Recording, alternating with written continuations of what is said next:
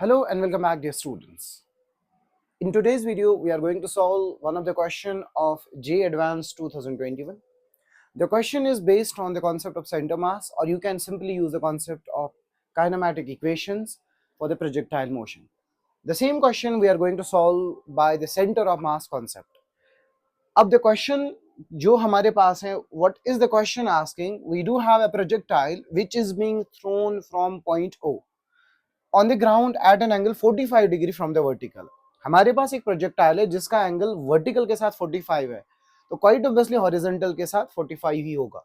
And the speed with which the projectile is thrown is 5√2 metre per second. The projectile at the highest point of its trajectory split हो रहा है दो equal parts में.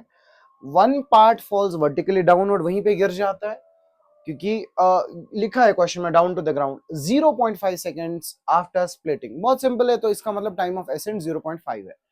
The other part t seconds के बाद split होके ground पे गिर जाता है at an distance x from the point O, यानी फ्रॉम द पॉइंट ऑफ जहां से प्रोजेक्शन किया है हमने. अब we are being asked the acceleration due to gravity is being mentioned over there, it's 10. In order to get accurate results, that's why they have mentioned the value of g.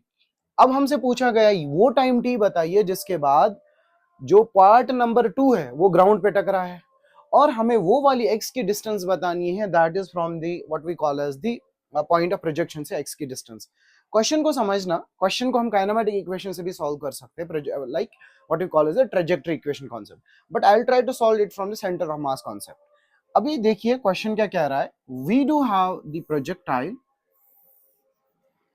and projectile is being projected from ground, let's say the point O, this is the point O, और यहां से हमने 45 degree पे फेंका है projectile को. अब question कह रहा है कि eight the highest point it splitted into two parts. अब यहां पे गौर से समझना हमें जो हम कॉन्सेप्ट जानते हैं. फॉर एग्जांपल, अगर ये जो let's take the case of the bomb explosion. if the bomb has been thrown like this way and the bomb didn't exploded, अगर बॉम्ब एक्सप्लोड नहीं होता तो क्वाइट ऑब्वियसली ये बॉम्ब जो है यहाँ पे गिरता. तो आई कैन से कि इफ इट डिडंट एक्सप्लोडेड, तो इसका मतलब ये यहाँ पे गिरता. अब यहाँ पे क्वेश्चन में मेंशन किया गया है कि ये जब ये प्रोजेक्टाइल को मैंने प्रोजेक्ट किया टॉप मोस्ट पॉइंट पे, ये खुद से टूटा है. There is no external force mentioned in it. इसका मतलब ये IMF की वजह से टूटा है, दैट्स इन जिसको म्यूचुअल इंटरएक्टिव फोर्स MIF की वजह से टूटा है. That means mutual interactive force, external force is zero. So when external force is zero, that does not affect, or I can say the acceleration of center of mass जैसे भी थी वैसी ही रहनी है, यानी जहां पे सेंटर ऑफ मास को गिरना था सेंटर ऑफ मास वहीं गिरेगा. For example, if the bomb didn't exploded और ये ऑब्जेक्ट जो है स्प्लिट नहीं होता, तो यहां पे इसका सेंटर ऑफ मास गिर जाता. I told you can use the kinematic equation as well. I'm just trying to solve it with the what we call as the center of mass concept. अब क्वेश्चन क्या कह रहा है? क्वेश्चन कह रहा है कि जो इसका पार्ट है, एक पार्ट तो यहीं पे गिरा, दूसरा पार्ट लेट अस से यहां पे गिरा. अब आपसे ये वाली डिस्टेंस भी पूछी गई है और आपसे पूछा let me take this distance as y, let me take this distance as y, और मुझसे ये वाली डिस्टेंस पूछिए यहां से लेके यहां तक. सिंपल. अब ये वाला पार्ट का मास भी कितना होगा, m/2. अगर मैं इस पार्ट का मास m ले लेता हूं और इस वाले पार्ट का मास भी m/2 ले लेता हूं.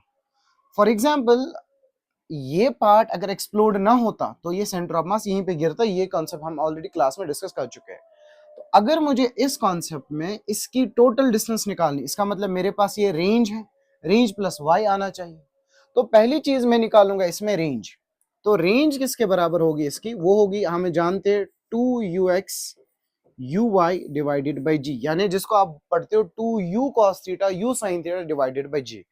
तो अगर इसको सॉल्व किया जाए, that is 2ux is the component of u along x axis, so वो कितना है 5√2 cos 45, और uy कितना निकलेगा 5√2 sin 45 divided by 10, right? J is given.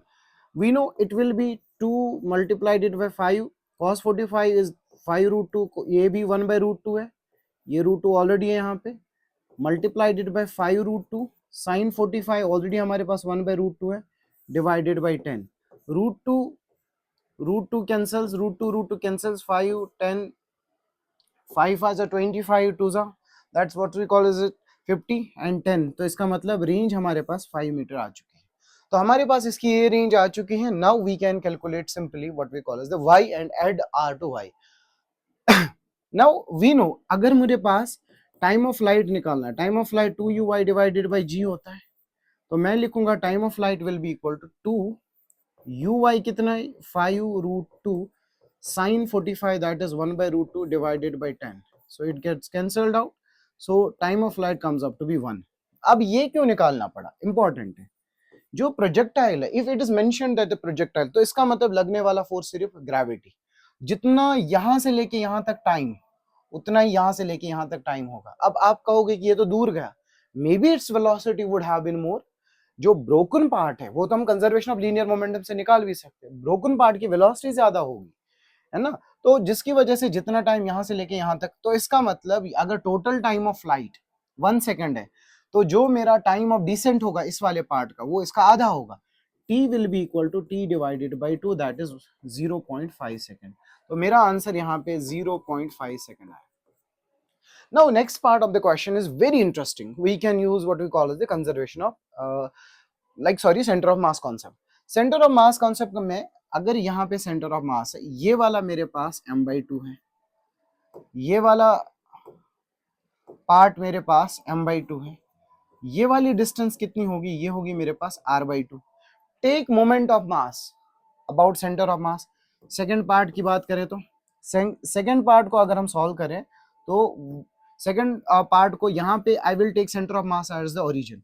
ये मेरे पास सेंटर ऑफ मास है, ये मेरे पास लेट्स से m/2 है जहां पे ब्रोकन स्प्लिटेड पार्ट गिरा, और ये वाली डिस्टेंस है मेरे पास y, और ये वाली डिस्टेंस है यहां से लेके यहां तक r/2, और यहाँ पे मेरे पास m/2, राइट, ये मेरे पास m/2 है, राइट, ये वाला। तो take moment of mass of left side is m/2 multiplied by r/2 is equal उस साइड वाला moment of mass that is m/2 multiplied by y।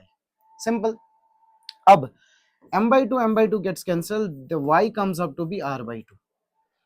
अब ये वाली डिस्टेंस मेरे पास r/2 आ गई, टोटल डिस्टेंस कितनी आ जाएगी, टोटल डिस्टेंस कितनी आ जाएगी, r plus r/2, that means 5 plus 5 divided by 2, and that comes out to be 7.5 meter, and this is its correct answer, that is 7.5 meter। In the next video I'll be taking more questions of JEE Advanced. See you in the next video. Thank you.